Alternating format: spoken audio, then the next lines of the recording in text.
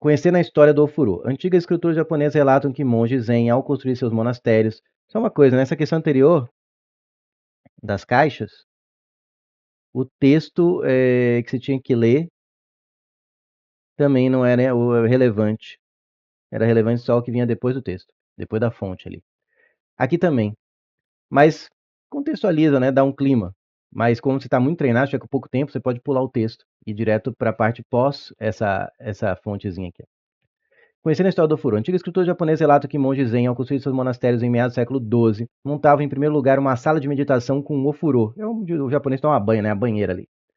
Para somente depois iniciar a construção do prédio. Mas o que ele fala interessante aqui, que eu achei legal, é que o ofurô em si, a banheira, é para relaxar, não é para o banho em si. O banho você toma fora, com a água do ofurô, mas fora. E você realmente, se você quer assistir desenho japonês ou filme japonês, percebe que tem muita cena da pessoa sendo ensaboada, né? Às vezes tem um colega, alguém que sabou as costas, enfim.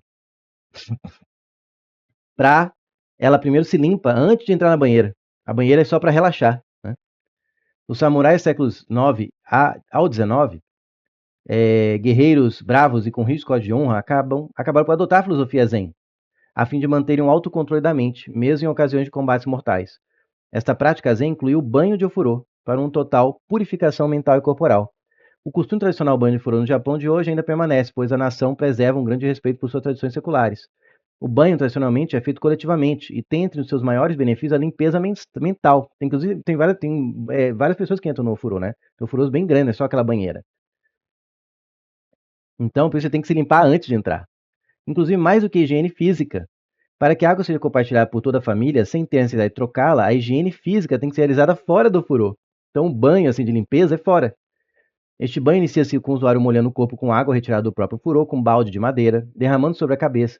Após o saboamento, sentado em um banquinho de madeira, derrama-se mais água do ofurô sobre o corpo até que toda a espuma seja retirada por completo. Após o processo, o usuário pode entrar no ofurô e aproveitar-se da água limpa e muito quente, geralmente acima de 40 graus Celsius. Esse valor você nem vai usar. O uso da madeira na arquitetura japonesa se popularizou e tem como base o conceito Zen. Nota-se que a cultura milenar japonesa leva em conta fatores como simplicidade e originalidade, sempre evitando artificialismos ou sofisticações que acabam por esconder a essência verdadeira da madeira e suas magníficas propriedades. Pronto, tá aí a fonte. Agora vem a parte realmente relevante. Essa é muito interessante, mas a relevante para resolver exercício é daqui para baixo. Um banho de ofurô é preparado para uma criança recém-nascida. Usa-se então a água de uma torneira, cuja temperatura é de 20 graus Celsius. Mas a temperatura ideal para o banho adequado de um bebê é 36. Esse 40 aqui, que é o geralmente do ofurô, para um bebê não serve. E aqui é um bebê. 20 graus Celsius e ele quer. Aqui fica 36. Agora, muito cuidado, que essa aqui ela é um pouco original. Por ele não te dizer, te dá a temperatura final, mas não te diz a massa de nenhum, nem da água fria, nem da água quente. A quantidade de água em ebulição, a pressão normal, eu gostei disso, ele lembra de falar que a pressão normal, porque a ebulição não é a mesma, depende da pressão atmosférica, né? Então, quando ele fala a pressão normal de 1 atm, então ele está implicitamente dizendo que essa água está a 100, porque a água entra em ebulição a 100 graus Celsius.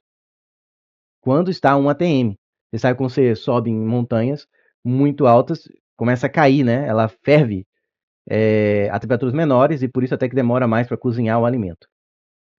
A quantidade de água em ebulição, a pressão normal, então a 100 graus Celsius, em litros, que devemos misturar com a água da torneira para se obter, que eu vou misturar com a água da torneira, que está a 20, para se obter 100 litros e dar o volume final da mistura, e não dá o volume de cada parte. De água na temperatura ideal para o banho de um bebê, ou seja, quanto que eu tenho que misturar de água a 100 com água a 20, para que no final dê 100 litros no total, de água a 36. É isso que ele está falando. Então é um pouquinho mais difícil. E aqui está a temperatura, a quantidade de litros que você tem que pôr de água fervendo. Né? Uma certa quantidade de água fria, que não está explícita, só está dizendo que a soma é 100. Então eu vou colocar aqui, ó, primeiro. Volume de água quente mais volume de água fria tem que dar 100 litros. Guarda. Vou precisar depois. E agora eu vou fazer o equilíbrio térmico. Porque o que eu tenho? Água fria, uma certa massa de água fria, chama massa de água fria, que vai, já aqui Q1, vai sair de 20 graus Celsius e vai parar na temperatura adequada para o bebê, 36 graus Celsius, a mesma água fria. Vou colocar MF aqui no meio. Vou chamar de Q frio. E eu vou ter água quente. Esses desenhos aqui eu sempre recomendo fazer. A partir dessa questão era mais fácil. Quem não fez, tudo bem. Mas eu recomendo criar o hábito de fazer. E o Q da água quente, porque ajuda a não se perder em questões que tenha mais transformações, mais troca de calor. Que vai estar a 100 graus Celsius fervendo e vai ter que parar no 36 graus Celsius. E aqui tem uma certa massa, que eu vou chamar de massa de água quente. Beleza? O que eu quero saber é o volume de água quente. Vou colocar ele vermelho aqui, lembrar, está quente. Aqui é azul.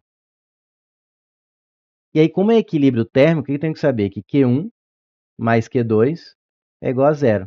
Peraí, pessoal, como que a soma de dois valores vai dar zero? Só se os dois forem zero, não. Um deles é negativo. Quem absorve calor e aumenta a temperatura tem um Q positivo.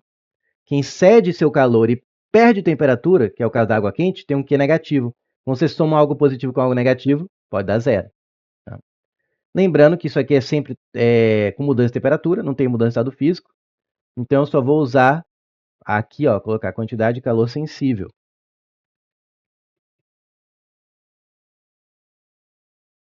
E é o famoso, a famosa que macete, né? MC delta T. Outra equação que eu vou colocar aqui, eu preciso lembrar nessa questão, é a da densidade, porque você viu que ele pediu volume, e na equação aqui não tem volume, só tem massa. Mas densidade de um corpo, e isso a densidade é uma propriedade daquele material que é feito o corpo, nesse caso tudo água, né? Então é a mesma densidade. É a massa sobre o volume. Portanto, massa, já vou isolar aqui, ó, é densidade vezes volume, eu passo multiplicando. E isso vai ser importantíssimo para essa questão. Vamos chegar lá. Então agora continha, substituindo.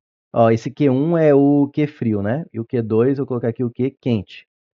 Q frio vai ser a massa frio, MC delta teta. Czinho, delta T do frio. Por que o Czinho eu não coloquei C do frio? Porque é tudo água. Czinho é calor específico sensível, que depende do material só. É quantos graus, quantas calorias, se for em calorias, se for caloria por grão Celsius, seria quantas calorias para que 1 grama aumente de 1 grau Celsius. Então, não depende da massa, depende só é uma característica do material. A água tem um, madeira tem outro, areia tem outro, né? Tem aquelas da areia e da água. Por que a praia, a areia está quente e a água ainda está gelada, né? Quando ao meio-dia. Tá gelada não, tá friazinho.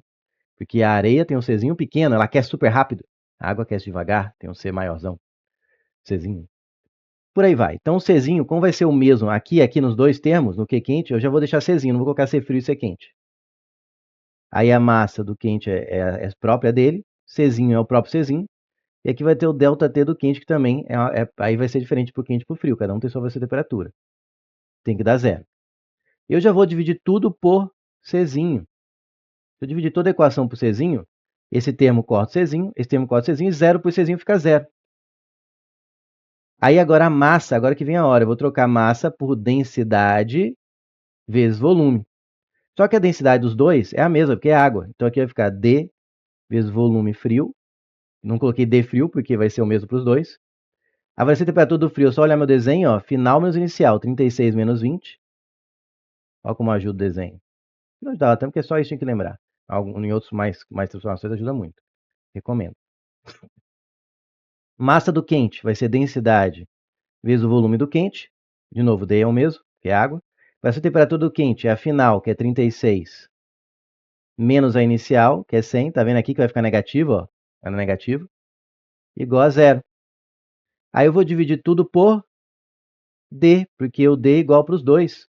Então aqui eu divido por D, corta esse D, que é o mesmo, é água, e zero por D fica zero. Aí fica 36 menos 20 vai dar 16 V final. 36 menos 100 vai dar menos 64. V final não, é V frio. V quente igual a zero. Dá para dividir tudo por 16. Por quê? 64 é 16 vezes 4. 4 vezes 6, 24, não 2, 64, né? 2 vezes 32, vezes 30, 64. Se eu dividir tudo por 16, vou continuar ali para não ficar apertado, tem espaço de sobra. Dividir tudo por 16 vai ficar VF menos 4VQ V frio menos 4V quente é igual a zero. Isolando aqui o V frio, vai dar que ele é 4 vezes o V quente. É isso mesmo? É isso. É isso mesmo. V frio é 4 vezes o V quente. Cadê?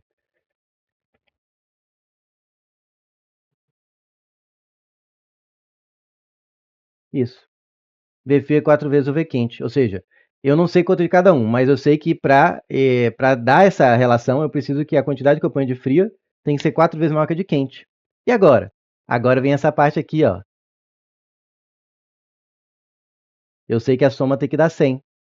E eu quero ver quente. É o que ele pediu. Quanto é, vamos misturar a quantidade de água em ebulição em litros que devemos misturar com a água da torneira. Então, eu vou pegar aqui e trocar o VF por 4. Ah, professor, alguém pode perguntar. Ah, e a unidade de medida? Por que você foi colocando aqui grau Celsius? Porque, ó, quando eu tenho as mesmas grandezas, e aqui zero, se eu passasse para o lado, ficaria de um lado do outro as mesmas grandezas, contanto que eu assuma que é a mesma unidade de medida dos dois lados, não precisa estar todo mundo no SI. Então, por exemplo, aqui a densidade eu cortei sem nem falar unidade. Posso supor que está no SI. Aqui eu cortei o Czinho, porque é o mesmo, não importa a unidade. Vai ter o mesmo valor numérico os dois. Né? 1 caloria por grão grau Celsius, ou que seja em SI, vai ser igual, vai cortar. E aqui no final eu usei temperatura em graus Celsius, dos dois. Então está em casa. E aqui deu que o volume tem que ser 4 vezes. Em que unidade? Qualquer uma. Contanto seja a mesma dos dois lados. Se for litros, litros. Metro cúbico. Centímetro, contanto que um seja 4 vezes maior que o outro, vai dar certo. Porque tanto em litros quanto em centímetros, se os dois tiverem centímetro cúbico, os 2 metros cúbicos, vai dar sempre um 4 vezes maior que o outro. Basta converter. Pode dar valor diferente, mas um vai ser 4 vezes maior que o outro. O fator que você usar para converter de um para o outro vai cortar. Então aqui, agora no momento que eu troquei aqui, falei que é igual a 100 litros, aí agora a resposta pode ser em litros. Então, isso é análise dimensional. Então vai ficar VQ, trocando ali para finalizar. VQ mais VF, que eu vou trocar por 4VQ, é igual a 100. Aí vai dar 5VQ é igual a 100, e o 100 está em litros. Então, eu divido por 5, vai dar 20 o quê? Litros. Então, vão ser 20 litros de água quente, com 80, né? Para dar 100 de litros de água da torneira. E eu vou conseguir exatamente essa temperatura de 36 graus Celsius para o bebê. Gabarito, D de dado.